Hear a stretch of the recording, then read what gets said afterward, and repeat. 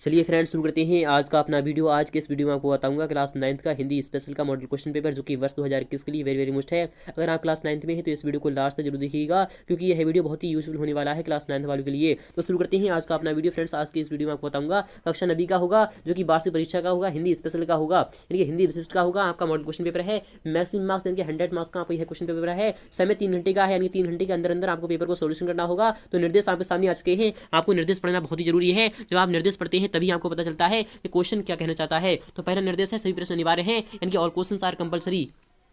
सभी क्वेश्चन के जवाब देना लाजमी है यानी कि आपको सभी क्वेश्चन के हल करना होगा। नेक्स्ट वाले देखते हैं प्रत्येक प्रश्न के लिए आवंटित अंक उनके सम्मुख अंकित है यानी कि वह क्वेश्चन कितने अंक का है आपके सामने यहाँ पर दिया जाएगा। नेक्स्ट पर चलते हैं कि आरंभ में दिए गए वस्तुनिष्ठ प्रश्न सबसे पहले हल करना है आपको, यानी जो शुरू में जो आपके वस्तुनिष्ठ प्रश्न दिए जा रहे हैं उसको आपको सबसे पहले हल करना होगा। चौथा वाला है कि प्रश्न क्रमांक 1 से 5 तक वस्तुनिष्ठ प्रश्न है, प्रत्येक के लिए 5 अंक निर्धारित किए गए हैं, कुल अंक आपके 25 होंगे। नेक्स्ट देते हैं कि प्रश्न यानी प्रश्न क्रमांक 6 से 16 तक यानी प्रत्येक प्रश्न के लिए आपको 2 अंक मिलेंगे शब्द से यानी तथा शब्द सीमा यानी 30 शब्द में आपको इसका आंसर देना होगा। छठा वाला है ये रहा आपके सामने है कि प्रश्न क्रमांक 17 से 19 तक यानी 3 अंक मिलेंगे आपको तथा निर्वाचित यानी निर्धारित अंक आपको निर्धारित शब्द सीमा आपकी 75 शब्द होगी। 7 वाला है कि प्रश्न क्रमांक 20 से 25 तक आपको 4 अंक मिलेंगे तथा निर्धारित शब्द सीमा 120 शब्द होगी। 8 वाला है कि प्रश्न क्रमांक 26 से 27 5 अंक के प्रश्न होंगे आपके शब्द सीमा जिसमें कि 150 शब्द होगी। 9 है कि प्रश्न क्रमांक 28 के 2 भाग होते हैं, भाग आ के लिए 7 अंक निर्धारित हैं एवं यानी शब्द सीमा 200 से 250 शब्द होगी। भाग बा के लिए 3 अंक निर्धारित हैं, कुल अंक आपके 10 होंगे। 10वें वाला देखते हैं कि यानी वस्तुनिष्ठ प्रश्नों को छोड़कर सभी प्रश्नों में आपको यानी विकल्प का प्रावधान दिया गया है। तो पहला क्वेश्चन है यानी क्वेश्चन नंबर 1 भी आ चुका है आप सामने, वेरी मुश्किल ये भी बार बार आता है। क्वेश्चन नंबर 1 है उचित शब्द का चयन कर आपको रिक्त स्थानों की पूर्ति करना है यानी फिल इन द ब्लैंक्स आपको भरना होगा खाली स्थान। तो पहला क्वेश्चन है इन सिपाही ने पत्र लिखा था यानी सिपाही ने पत्र से लिखा था यानी सीमा से लिखा था या फिर घर से लिखा था। तो आपको पता होगा कि सिपाही ने इनके सीमा पर लिखा था यानी सीमा से लिखा था या फिर घर से लिखा था। तो वह उसने लिखा था सीमा पर लिखा था यानी कि सीमा से लिखा था यानी कि सीमा पर जब वह बॉर्डर पे था यानी बॉर्डर पे खड़ा हुआ था सिपाही तो उसने उसके यानी पत्र लिखा था, घर के लिए लिखा था। क्वेश्चन नंबर 2 है कि कमाई में प्रत्यय है नहीं कमाई की बात हो रही है तो इसमें जो प्रत्यय है वह कौन सा है, क्या वह ई है? नहीं दोस्तों, आई होगा। आई इसलिए होगा क्योंकि कम में आई जोड़कर हम कमाई बनाते हैं इसलिए आपको यहाँ पर आई आ जाएगा। चलते हैं नेक्स्ट पर क्वेश्चन नंबर 3 देख लेते हैं कि पंचवटी है यानी जो पंचवटी है वह खंडकाव्य है या फिर महाकाव्य है। तो आपको पता होगा कि पंचवटी एक खंडकाव्य होगी इसलिए आपका पहला वाला आ जाएगा।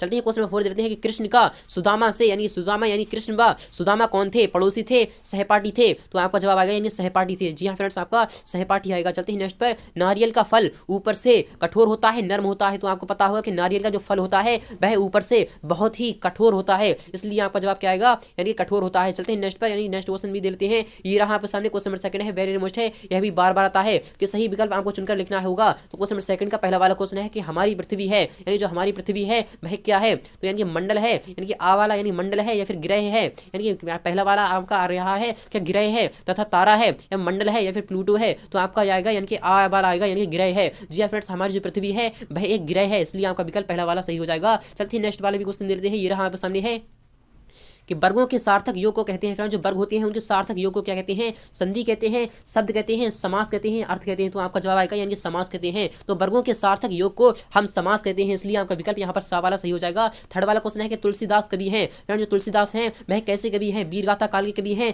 भक्ति काल के कवि हैं, रीति काल के कवि हैं या फिर आधुनिक काल के कवि हैं। तो तुलसीदास आपके भक्ति काल के कवि हैं इसलिए आपका ऑप्शन नंबर बा यहाँ पर सही हो जाएगा। चलते हैं क्वेश्चन नंबर 4 भी देते हैं। ये रहा आपके सामने है कि होनहार यानी कि होनहार बिरवान के होते हो होत सीखने पात हैं, आत हैं, खात हैं, जात हैं। तो आपको इसका जवाब कमेंट बॉक्स में बताना होगा। क्वेश्चन नंबर 5 है कि गंगा नदी की पहली तथा बड़ी यानी पश्चिमी सहायक नदी है। तो आपको यहाँ पर बात हो रही है कि पश्चिमी सहायक नदी है यानी सबसे बड़ी की बात हो रही है। कावेरी है, यमुना है, गोदावरी है, चंबल है। तो आपको यहाँ पर जवाब आएगा यमुना है। जी फ्रेंड्स, आपका क्वेश्चन नंबर 7 यहाँ पर सही हो जाएगा।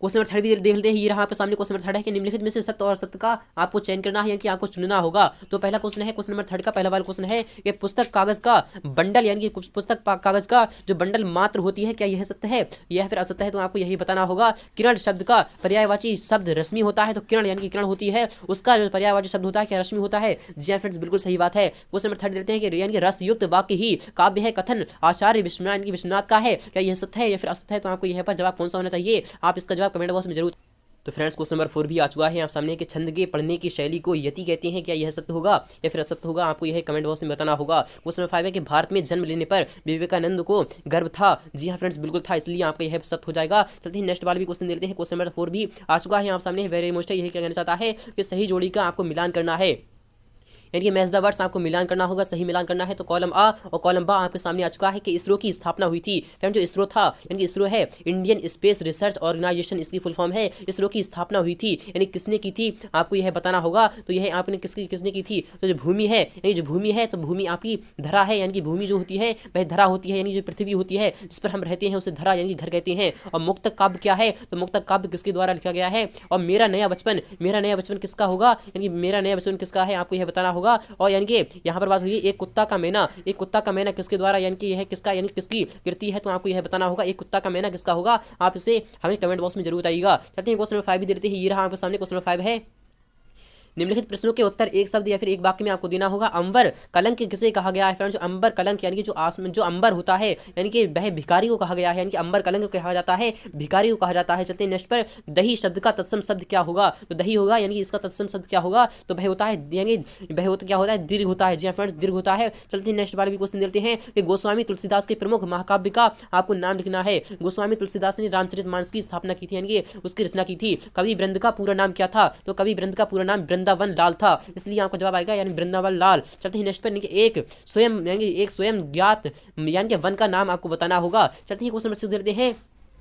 पेड़ पौधे हमारे लिए किस प्रकार फायदेमंद हैं, आपको यह विस्तार के साथ समझाना होगा। जैसे कि पेड़ पौधे हमें फल देते हैं, लकड़ी देते हैं आदि वगैरह वगैरह, हमें छाया देते हैं, हमें ऑक्सीजन देते हैं। आप इसके विस्तार यानी कि विस्तार के साथ ऐसे लिख सकते हैं। अथवा वाला क्वेश्चन देते हैं कि हकीकत में किस्मत किसे कहते हैं, यानी कि हकीकत में किस्मत किसे कहते हैं। यहाँ पर बात हो रही है किस्मत की, तो इसे आप विस्तार के साथ समझ सकते हैं और खुद भी लिख सकते हैं। क्वेश्चन नंबर 7 भी आ चुका है आप सामने कि अंग्रेजों ने भारत में कितने सालों तक राज्य किया था, तो वह 200 साल तक, यानी 200 वर्ष तक आप उसने यानी कि राज्य किया था। अथवा वाला क्वेश्चन देते हैं कि पंडित जसराज का जन्म कहां पर हुआ था, आपको यह बताना होगा। यह क्वेश्चन वेरी वेरी मोस्ट है, बार बार आता है, इस बार भी आ सकता है। क्वेश्चन नंबर 8 देते हैं कि रस के कितने अंग होते हैं, तो रस के आपके यानी कि कितने अंग होते हैं आपको बताना होगा, नाम भी लिखना होगा। अथवा क्वेश्चन देते हैं कि छंद कितने प्रकार के होते हैं, तो छंद 4 प्रकार के होते हैं, उनके नाम भी आपको लिखना होंगे। क्वेश्चन नंबर 9 देते हैं कि बचपन की याद किसे आ रही थी, तो बचपन यानी कि जो लेखक है उसे बचपन की याद आ रही थी, यानी कवि को बचपन की याद आ रही थी, वह क्यों आ रही थी आपको यह बताना होगा। अथवा क्वेश्चन देते हैं सच्चे मित्र की क्या पहचान होती है, तो सच्चे मित्र की वह पहचान होती है यानी कि वह आपका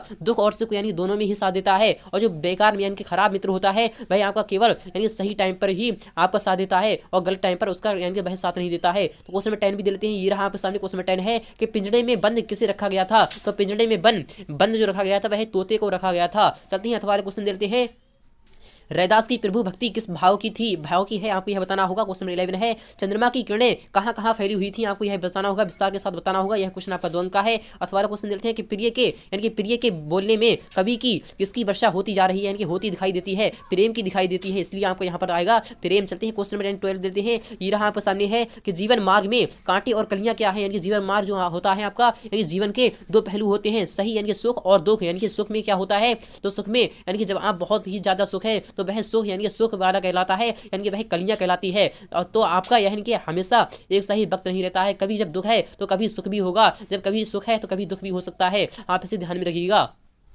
अथवा क्वेश्चन देते हैं कि यानी निशीथ का दिया, यानी कि निशीथ का दिया है वह क्या ला रहा है, आपको यह बताना होगा। तो निशीथ का दिया क्या स्वतंत्रता ला रहा है, जी हाँ फ्रेंड्स स्वतंत्रता ला रहा है, आपको यह बताना होगा। क्वेश्चन 13 है शबरी के आश्रम में कौन आए थे, फ्रेंड्स जो शबरी के आश्रम में आए थे क्या वह गुरु आए थे या फिर गोकुल राम आए थे, आपको यह बताना होगा। अथवा क्वेश्चन देते हैं कि माल्यवंत कौन था, आपको यह भी बताना होगा, विस्तार के साथ बताना होगा। क्वेश्चन 14 है यानी पन्ना कौन थी, तो पन्ना धाय कौन थी, आपको यह विस्तार के साथ बताना होगा। अथवा क्वेश्चन देते हैं कि नारियल कहाँ का वृक्ष है, फ्रेंड्स जो नारियल है वह कहाँ का वृक्ष है, आपको यह बताना होगा। क्वेश्चन 15 है कि लहरों में तैरने वालों को क्या मिलता है, आपको यही बताना होगा। अथवा क्वेश्चन देते हैं कि नैसर्गिक नियमों को क्या कहा जाता है, आपको यही विस्तार के साथ बताना होगा। क्वेश्चन 16 है कि जीवनलाल यानी जीवनलाल ने कमला को विदा करने में क्यों यानी कि मना कर दिया था, आपको यह बताना होगा। अथवा क्वेश्चन देते हैं कि स्वामी जी के अनुसार शीघ्र ही प्रत्येक धर्म की पताका पर क्या लिखा जाए मिलेगा, आपको यह बताना होगा। क्वेश्चन 17 है कि दिए गए शब्दों का वाक्य में प्रयोग करना है आपको, यानी कि अंतरिक्षयान